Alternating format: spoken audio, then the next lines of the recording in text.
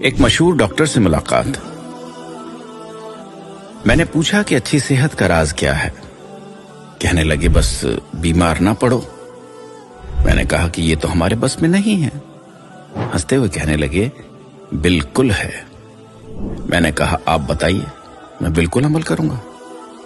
وہ میرے قریب آ کر آہستہ سے کہنے لگے کہ منہ میں کبھی بھی کوئی چیز بسم اللہ کے بغیر نہ ڈالنا، چاہے پانی کا قطرہ ہو یا چنے کا دانہ۔ میں خاموش ہو گیا۔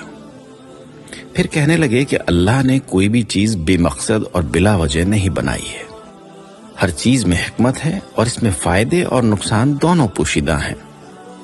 جب ہم کوئی بھی چیز بسم اللہ پڑھ کر منہ میں ڈالتے ہیں تو اللہ اس میں سے نقصان نکال دیتا ہے۔ ہمیشہ بسم اللہ پڑھ کر کھاؤ پیو اور دل میں بار بار اللہ کا شکر ادا کرتے رہو، کبھی بیمار نہ پڑو گے۔ میری آنکھیں تر ہو چکی تھی، یہ سوچ کر کہ یہ کتنا بڑا عالم ہے۔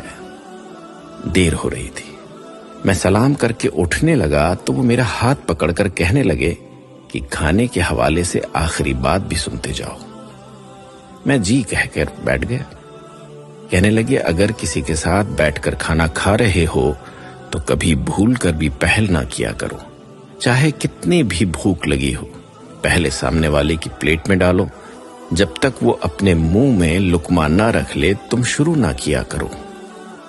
میری ہمت نہیں ہو رہی تھی کہ اس کا فائدہ پوچھوں، لیکن وہ خود ہی بتانے لگے تمہارے کھانے کا صدقہ ادا ہو گیا اور ساتھ ہی اللہ بھی راضی ہوا کہ تم نے پہلے اس کے بندے کا خیال کیا۔ یاد رکھو، کھانا جسم کی اور بسم اللہ روح کی غذا ہے۔ اب بتاؤ، تم ایسے کھانے سے بیمار پڑ سکتے ہو؟